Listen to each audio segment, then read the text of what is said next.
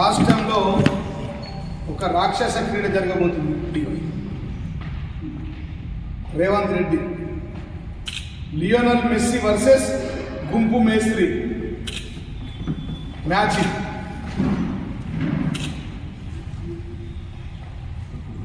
Messy గ్రౌండ్లో football ఆటగాడు, గుంపు మేస్త్రి ఏమో కోర్టులో ఓటుకు నోటు కేసులో కేటుగాడు. అత్త సొమ్ములు అల్లుడు దానం చేసినట్టు 100 కోట్ల రూపాయలు. సింగరేణి కంపెనీ ఏమో స్పాన్సర్, రేవంత్ ఏమో డాన్సర్ అయిపోయాడు.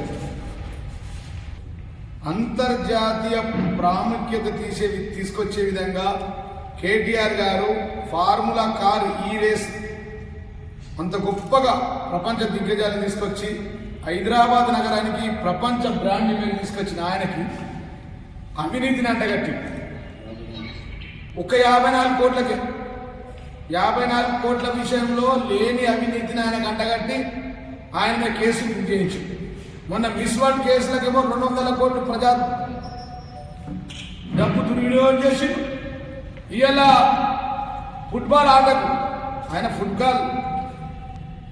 ఫుట్బాల్ ఆటగాడు ఆయన కావచ్చు, ఆడుకోని ఇంత ఆడుకో. కానీ సింగరేణి ప్రజల రక్తపు మాంసం ప్రజల జీవితాలతో ఎందుకు ఫుట్బాల్ ఆడుతుందని చెప్పి రాష్ట్ర ముఖ్యమంత్రి నేను ప్రశ్నిస్తూ ఉన్నా.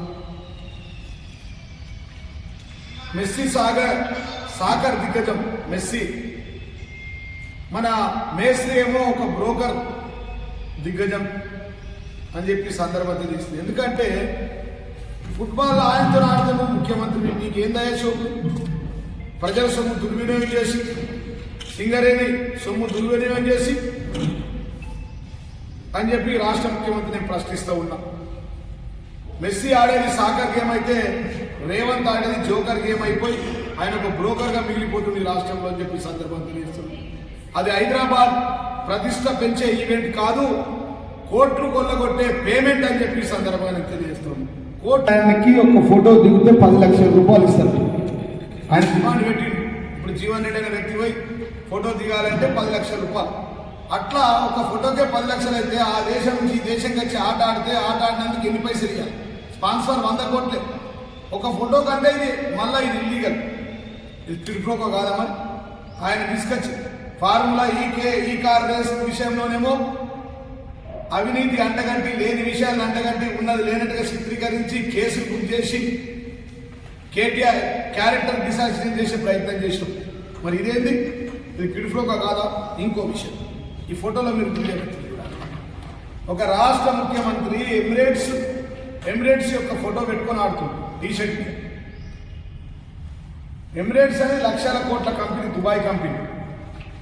మరి వాళ్ళకెందుకు ప్రమోషన్ ఇస్తుంది రాష్ట్ర ముఖ్యమంత్రి? తెలంగాణ 1200 అమరవీరులు చనిపోయిన తర్వాత 14 ఏళ్ల ఉద్యమం, 1969 నుంచి కూడా ఉద్యమం చేసి తెచ్చుకున్న తెలంగాణని ఇలా ఈ ముఖ్యమంత్రి దుబాయ్ షేక్ల కోసం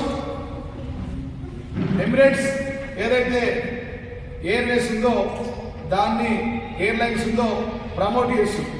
ఈ ప్రమోట్ చేసేందుకు నీ వాటా ఎంత? దుబాయ్లో నీకు షేర్ ఎంత ఉంది? దుబాయ్ షేక్లతో నీ షేర్ ఎంత ఉంది?